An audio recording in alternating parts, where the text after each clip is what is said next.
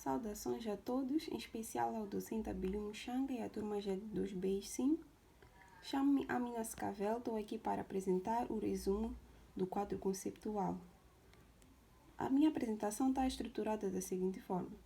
Primeiro, o conceito do quadro conceptual, a finalidade do quadro conceptual, as demonstrações financeiras, os objetivos das demonstrações financeiras, os elementos, o reconhecimento dos elementos das demonstrações financeiras e, por fim, o conceito de capital e de manutenção de capital. Temos aqui o quadro conceptual é um documento de máxima importância porque é nele que se assegura a consistência e a lógica de formulação das normas e da sua interpretação. Dizer que o quadro conceptual não é uma norma de contabilidade e de relato financeiro, nem o seu conteúdo substitui qualquer norma de contabilidade e de relato financeiro incluído no PGC-NIRF.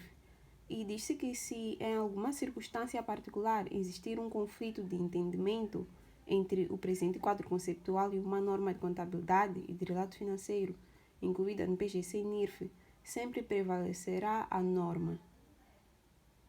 O presente quadro conceptual estabelece os conceitos que estão na base da preparação e apresentação das DFs, estamos a falar das demonstrações financeiras, para utilizadores externos e tem como finalidades ajustar aqueles que preparam demonstrações financeiras na aplicação do PGC-NIRF, ajustar os auditores a formar uma opinião sobre se as demonstrações financeiras estão preparadas em conformidade com o PGC-NIRF e ajustar os utilizadores das demonstrações financeiras na interpretação da informação incluída nas demonstrações financeiras.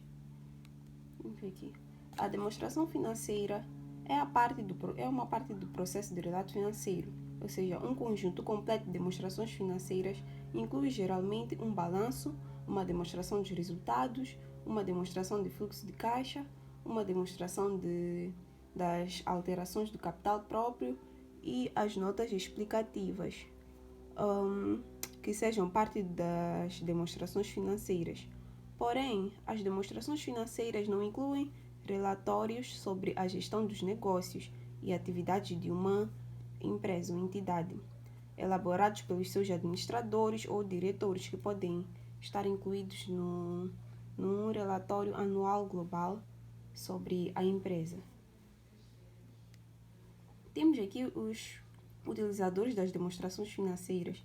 Então, aqui são 7 utilizadores. Temos os investidores, os empregados, os financiadores, os fornecedores, os clientes, os governos e seus departamentos e, por fim, o público em geral.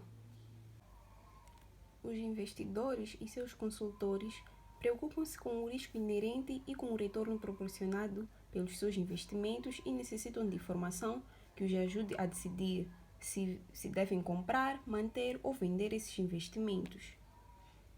Os empregados, eles estão interessados em informações sobre a estabilidade e rentabilidade das entidades para quem trabalham.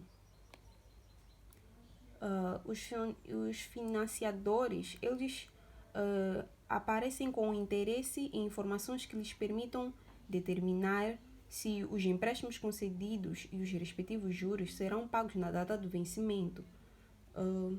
Os fornecedores, eles estão interessados em informações que lhes permitam avaliar se os montantes que lhes são devidos serão pagos na data do vencimento. Os governos e seus departamentos, esses aparecem com interesse na alocação de recursos e, consequentemente, nas atividades da entidade.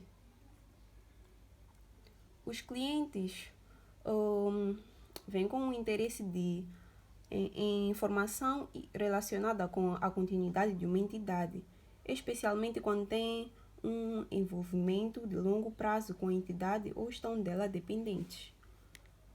E temos, por fim, o público em geral, que é afetado de várias formas pela entidade.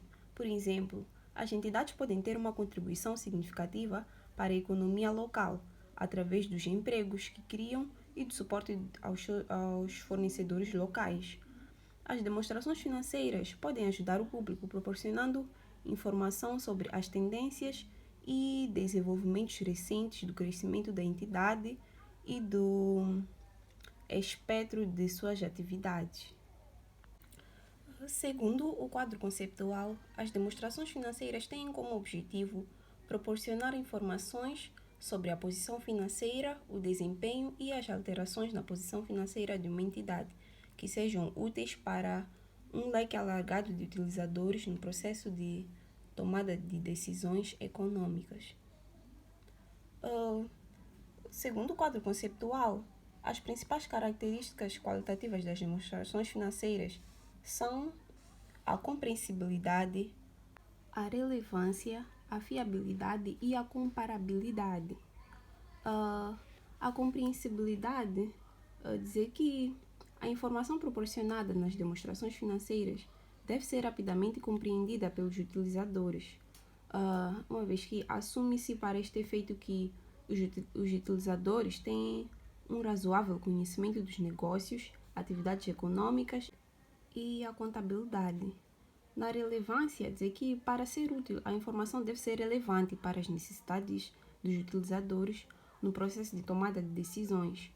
A informação é relevante quando influencia a decisão econômica dos utilizadores, ajudando-os na avaliação de eventos passados.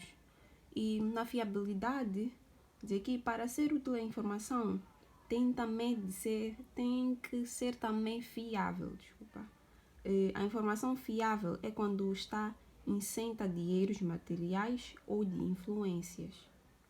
Na comparabilidade, dizer que os utilizadores devem ter o poder de comparar as demonstrações financeiras de uma entidade no tempo para identificar tendências relativamente à sua posição financeira e desempenho. Temos aqui os elementos das demonstrações financeiras. Segundo o quadro conceptual, os elementos diretamente ligados à mensuração da posição financeira no balanço são o ativo, o passivo e o capital próprio.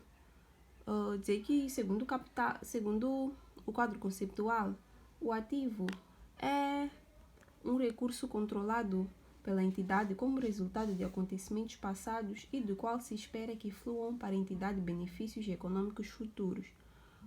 Os benefícios econômicos incorporados no ativo podem fluir para a entidade de várias formas. Assim, um ativo pode ser usado isoladamente ou combinado com outros ativos na produção de bens e serviços para serem vendidos, trocado por outros ativos. O ativo pode também ser usado para liquidar uma obrigação e também pode ser usado para, ou seja, pode ser distribuído pelos detentores de capital da empresa. O passivo é uma obrigação presente da entidade resultante de acontecimentos passados de cuja liquidação se espera que resultem para a entidade saídas de recursos incorporando benefícios econômicos.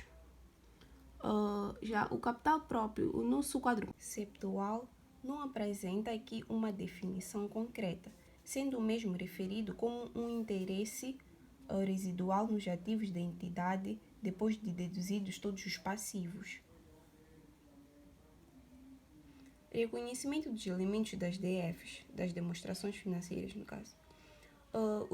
O ativo é reconhecido no balanço quando for provável que benefícios econômicos futuros fluam para a entidade e o ativo tem um valor que pode ser mensurado com fiabilidade.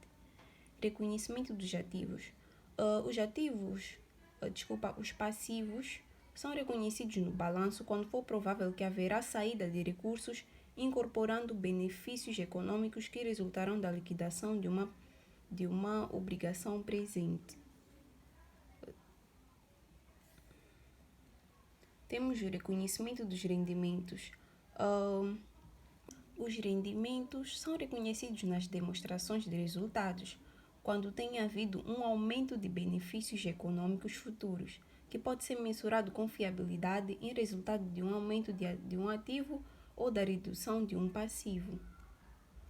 Conceito de capital.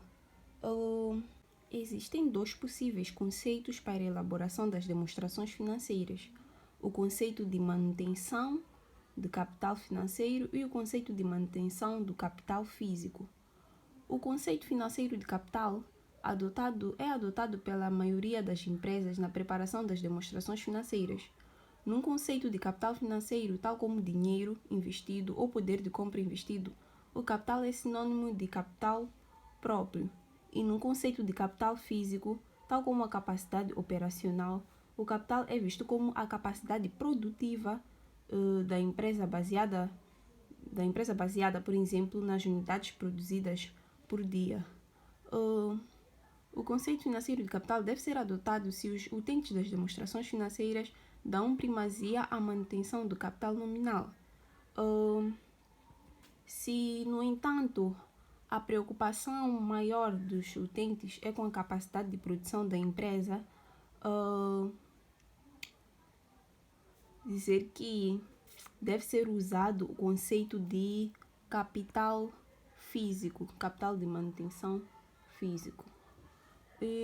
Segundo o quadro conceptual, os conceitos de capital anteriormente apresentados dão origem aos seguintes conceitos de manutenção de capital.